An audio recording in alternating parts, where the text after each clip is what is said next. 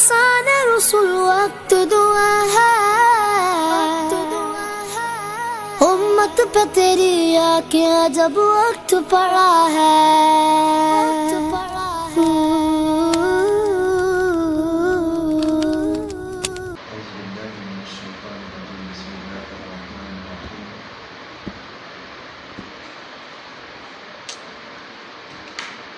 قال الله تعالى في القرآن المجيد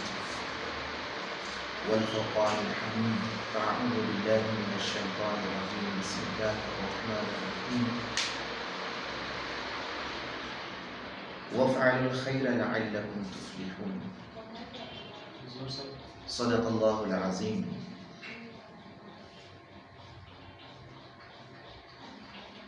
محترم میرے عزیز دوستوں اور بھائیوں، آج میں آپ کے سامنے حدیث نبی صلی اللہ علیہ وسلم کی روشنی میں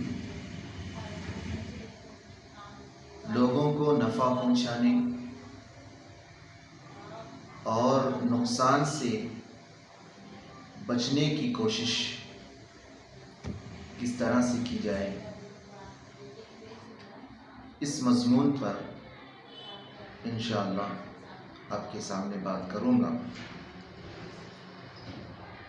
امید ہے کہ اللہ تبارک و تعالی اس درس کے ذریعے سے ہماری کامیابی کا ذریعہ بنائے۔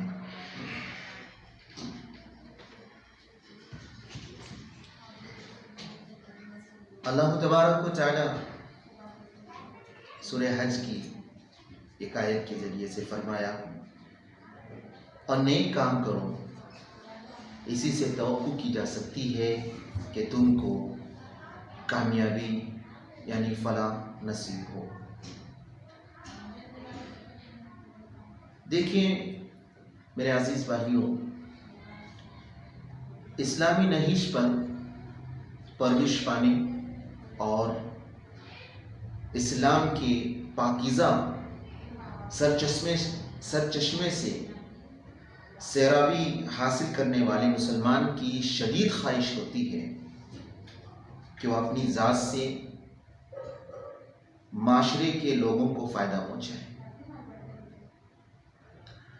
اور نقصان پہنچانے والی تمام چیزوں کو ان سے دور کر دے۔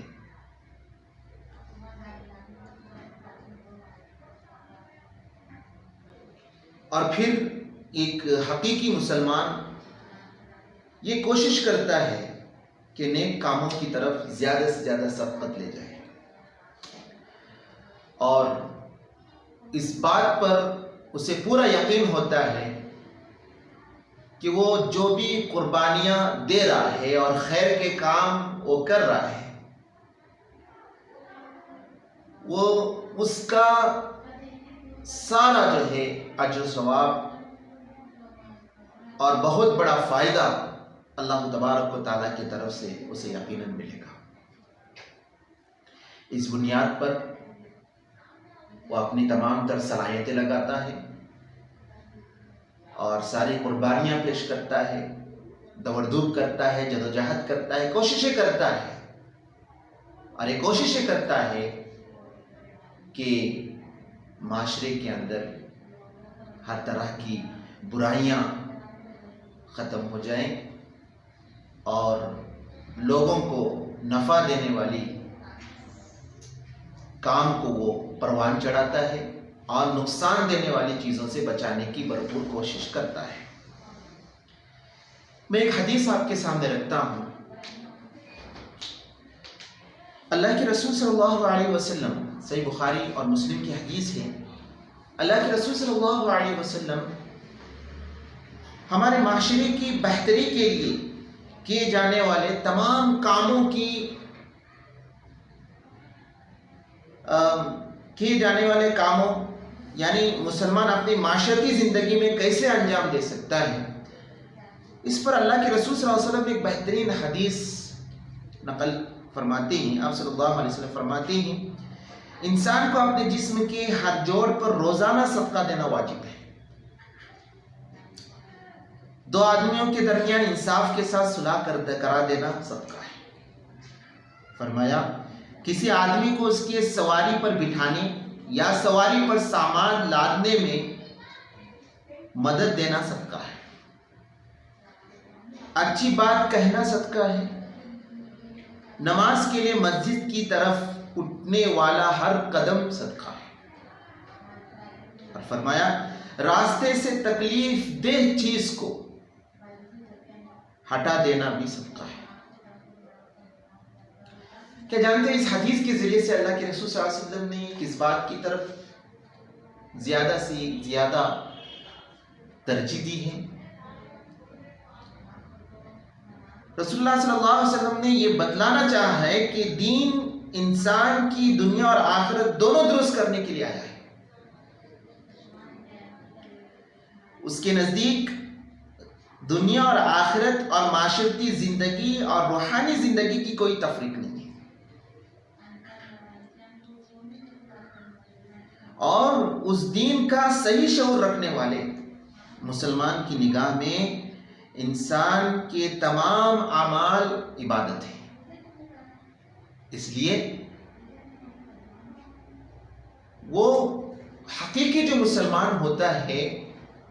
جو اللہ اور آخرت پر یقین رکھتا ہے وہ بڑے سے بڑا بلکہ جو ہے چھوٹے سے چھوٹے نیک عمل پر بھی اس کی گہری نظر ہوتی ہے. اب دیکھیے کہ اس حدیث کے ذریعے سے معاشرے کو پروان چڑھانے کا جو بات اللہ کے رسول صلی اللہ علیہ وسلم نے رکھی ہے وہ کس طرح سے جو ہے معاشرہ ترقی کرتا ہے, معاشرہ کامیاب ہوتا ہے, اللہ کے رسول صلی اللہ علیہ وسلم بہترین انداز میں فرمایا ہے. صدقہ دینا واجب ہے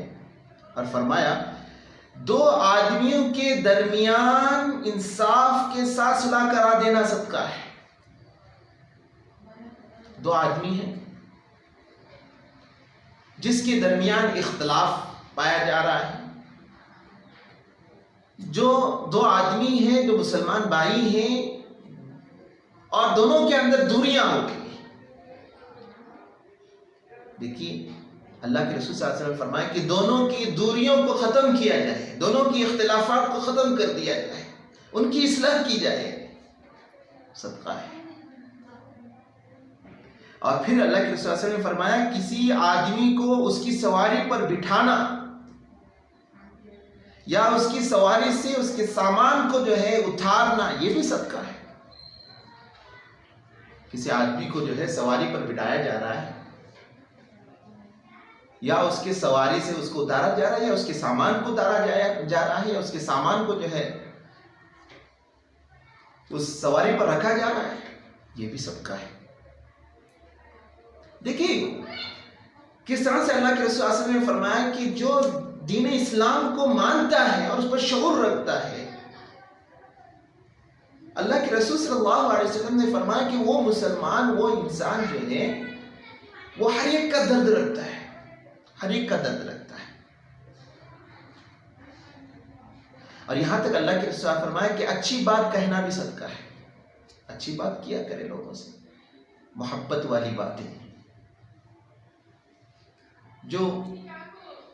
اس کے دل کو چھو جائے, جس سے جو ہے اس کا دل خوش ہو جائے, جس سے اس کی پریشانیاں دور ہو جائے, جس کی وجہ سے اس کے دل کو آزار نہ پہنچے, تکلیف نہ پہنچے.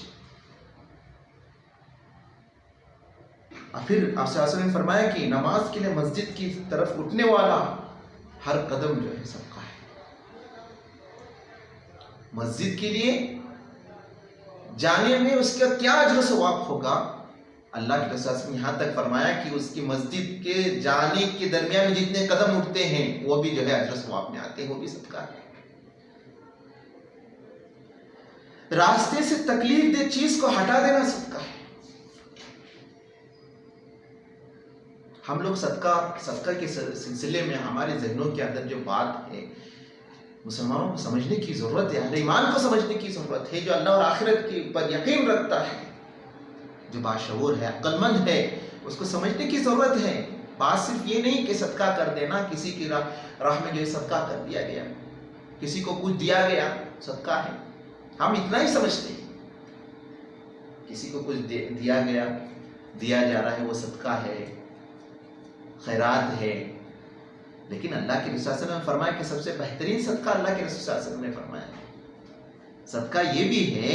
کہ دو آدمیوں کے درمیان صلح کیا جائے